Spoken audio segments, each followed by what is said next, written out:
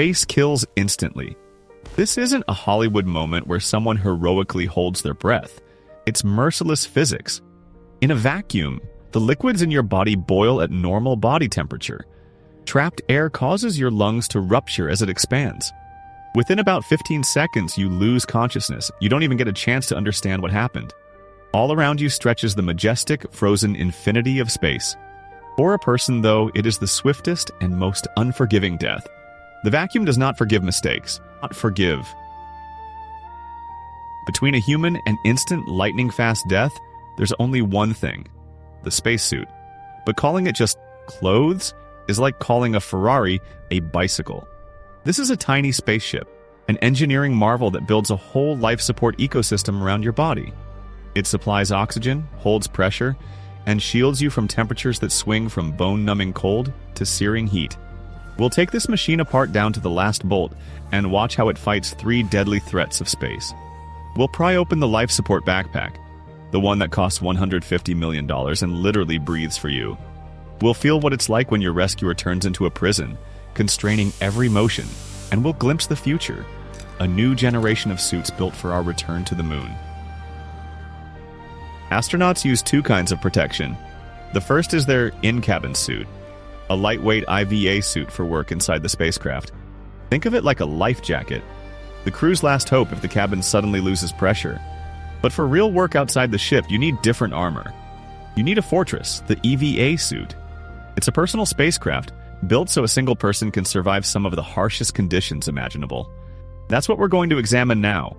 This protective suit stands between you and vacuum, bone-deep cold and relentless radiation. Like any fortress, it's built in layers, and from the innermost core out to the outer shell. So where does this complex system begin? What is the very first, inner, and perhaps most unexpected layer of protection? Do you know what sits under the first layer of a spacesuit?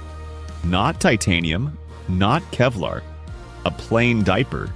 NASA gives it the delicate name, maximum absorbency garment. When you work in open space for 8 hours straight, even astronauts have to deal with very earthly problems. That simple fact reminds us, beneath all that tech is a person. But then the real fight for survival begins. Space is merciless about temperature. Minus 150 degrees in the shade, plus 120 degrees in direct sunlight. No in between. A liquid cooling garment protects against those deadly swings.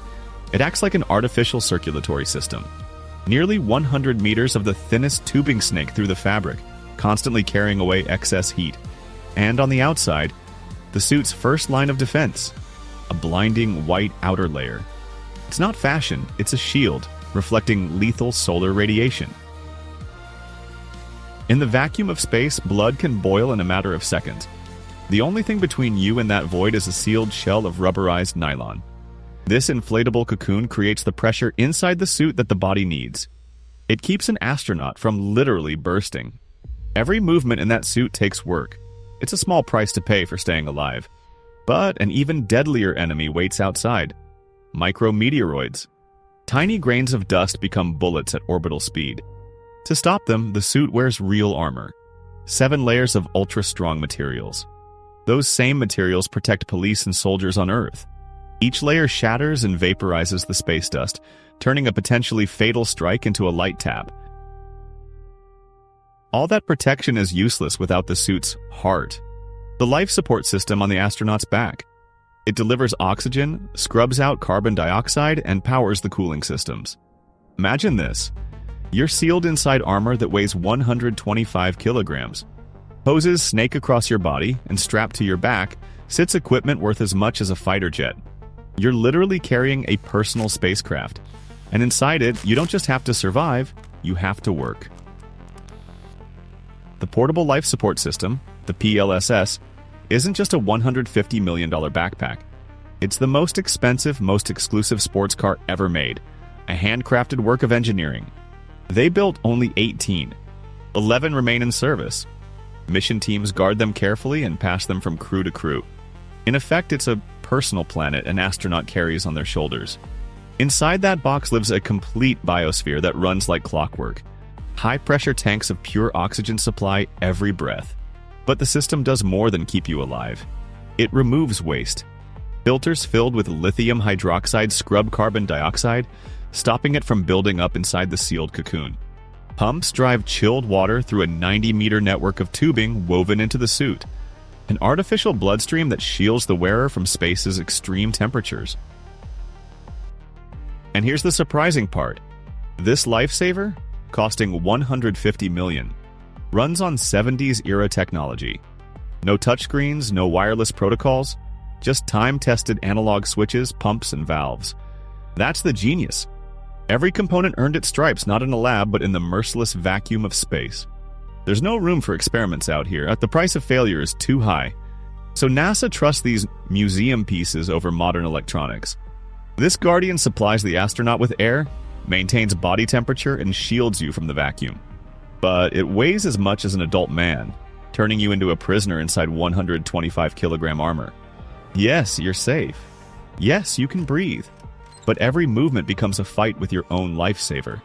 So how are we supposed to explore the moon and other planets in armor this clumsy, even if it's reliable? Imagine your rescuer turning into your prison. That's how a person inside a spacesuit feels. What you do automatically on Earth, turn your head, bend your arm, becomes a battle in space. Not against the hostile vacuum, but against your own suit. Inside that sealed, pressurized cocoon, you're constantly pushing back against a force that tries to straighten your limbs, as if it wants to turn you into a mannequin. Every movement takes work. It saps your strength. Even just looking around is a challenge.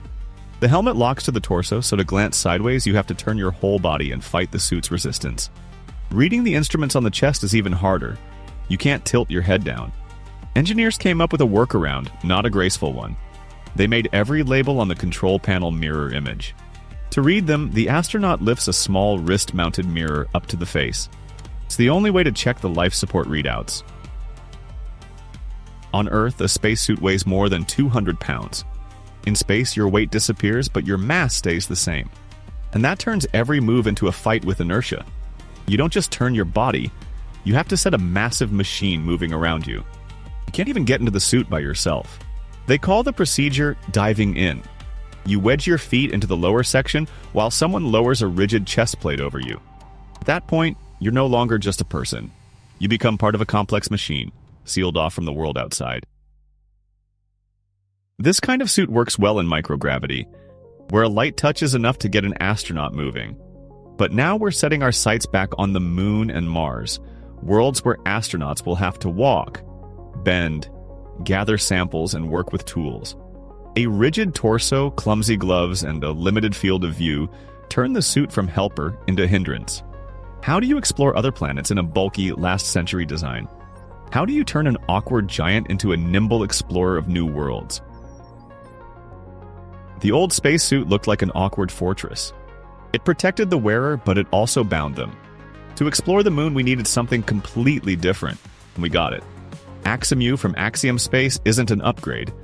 It's a revolution. Its dark, tech-forward silhouette has nothing to do with the iconic white suits of the past. This is a working tool, built for people who plan to be on the moon for real and for a long time. Freedom of movement is the headline. No more clumsy lunar hops. In an AxEMU, you can walk, bend down to grab a rock sample, squat to study the soil. What pushed Apollo astronauts to their limits now feels as natural as moving in hiking gear. The old suit fought every joint. The new bearings and articulation move with the body. That lets astronauts spend energy on real discoveries, not on fighting their suit. Even suiting up got simpler. You don't need a whole team of assistants anymore. Step in through a rear hatch into a personal capsule. That change isn't just more convenient, it's smarter. It keeps abrasive lunar dust from getting into the station. The helmet changed too.